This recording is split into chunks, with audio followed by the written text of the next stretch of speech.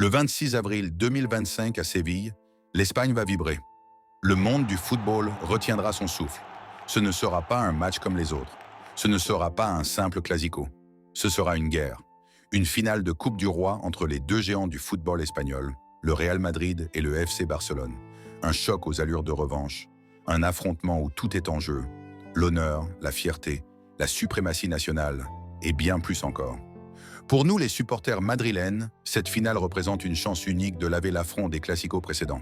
Car oui, cette saison, les Blaugranas nous ont infligé des humiliations cuisantes. Un 4-0 en Liga qui a fait trembler les murs du Bernabéu et un 5-2 en Supercoupe d'Espagne qui a marqué les esprits comme une gifle monumentale. Deux défaites, deux douleurs, deux cicatrices encore ouvertes. Mais le 26 avril, les rôles peuvent s'inverser. La Cartuja peut devenir le théâtre de la résurrection mérengue. Et en tant que vrai madridista qui vit chaque match avec passion, avec le cœur.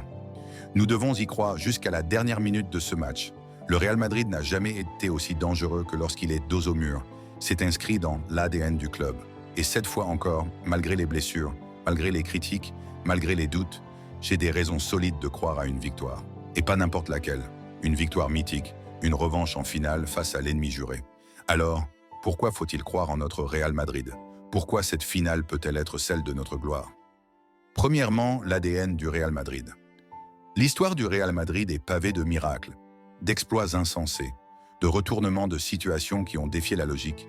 Qui a oublié les fameuses soirées européennes au Bernabéu, les remontadas face au PSG, à Chelsea, à Manchester City? Même cette année, bien que le club ait trébuché face à Arsenal en Ligue des Champions, l'équipe a montré un mental de fer, une envie de se battre jusqu'au bout. Et c'est cette force-là qu'il faudra faire exploser à Séville. Face au Barça, le Real Madrid aura non seulement l'envie de gagner un titre, mais aussi de réparer une saison marquée par des déceptions. L'équipe a souffert, mais n'a jamais lâché. Elle s'est relevée, elle a progressé, elle s'est reconstruite autour de piliers solides. Et elle est prête à tout donner, prête à écrire une nouvelle page de sa légende. Deuxième, Kylian Mbappé, le facteur X qui peut tout changer.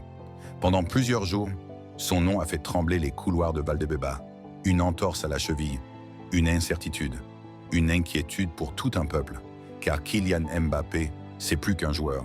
C'est une star, un sauveur, un homme de grandes occasions. Et selon les dernières informations, le Français devrait être apte pour la finale. Peut-être pas à 100%, mais suffisamment pour faire des dégâts. Lui qui a été recruté pour briller dans ce genre de rendez-vous. Lui qui a rêvé du Classico depuis qu'il est enfant. Lui qui sait ce que signifie affronter le Barça dans une finale avec le maillot blanc. Mbappé est incapable de tout. Accélérer, dribbler, marquer dans les moments où les autres s'effondrent. Même sur une jambe, il reste une menace. Et s'il est là samedi soir, sur la pelouse de la Cartuja, le Barça devra trembler. Troisième, Vinicius Jr., l'âme d'une révolte. Si Mbappé est l'arme fatale, Vinicius Jr. est le cœur battant du Real Madrid. Depuis des semaines, il enchaîne les performances de haut niveau. Il provoque, il crée, il frappe, il marque. Il est devenu un cauchemar vivant pour les défenseurs. Et face au Barça, il aura une mission. Semer la panique. Sur son côté gauche, Vinicius peut renverser un match à lui seul. Il connaît déjà ses classicos. Il les a joués, il les a vécus. Il sait ce qu'ils signifient. Et il veut sa revanche. Parce que lui aussi a souffert. Lui aussi a encaissé les critiques. Mais aujourd'hui, il est prêt à rugir. Avec un Mbappé à ses côtés, la défense catalane pourrait vivre une soirée d'enfer. D'autant plus que Vinicius a déjà montré qu'il ne fallait pas le provoquer. Il répond toujours sur le terrain. Et cette fois, il veut frapper fort. Quatrième, un milieu de terrain en mode guerrier. Le Real Madrid a peut-être perdu Camavinga et Valverde pour cette finale. Mais il lui reste des soldats, des hommes d'expérience, de talent et de caractère. Aurélien Tchouaméni sera là, solide, prêt à casser les lignes. Luka Modric, malgré ses 39 ans, reste un maestro capable de dicter le rythme d'un match comme personne. Dani Ceballos, lui, a toujours montré une détermination sans faille dans les gros matchs. Et comment ne pas évoquer Arda Güler, le jeune prodige turc a été étincelant contre Getafe, inscrivant un but sublime, montrant une technique rare, une maturité impressionnante. Il pourrait être la surprise de cette finale, le facteur inattendu, celui que le Barça n'attend pas, mais qui pourrait tout faire basculer. Le milieu du Real Madrid, malgré les absences, a de quoi faire trembler n'importe quelle équipe. Et il aura un rôle crucial à jouer samedi. Contrôler le tempo, résister à la pression, alimenter les flèches de l'attaque. 5e, une motivation hors du commun. Perdre une autre finale contre le Barça, c'est impensable, inacceptable. Pour nous les fans, les joueurs, pour le staff, pour ceux qui sont des Madridistas. Cette rencontre est bien plus qu'un match, c'est une affaire d'honneur. Le Real Madrid a été critiqué, moqué, attaqué. Certains ont dit que l'équipe était finie, que Mbappé n'avait pas sa place, que Vinicius était trop brouillon, que le club n'était plus ce qu'il était. Mais samedi, tout cela peut être effacé. Une victoire en finale de Coupe du Roi contre le grand rival, ce serait un message fort, un cri de ralliement, une déclaration de guerre pour la saison prochaine. Et surtout, ce serait une réponse à tous les détracteurs. L'équipe est prête, le vestiaire est soudé, la rage est là.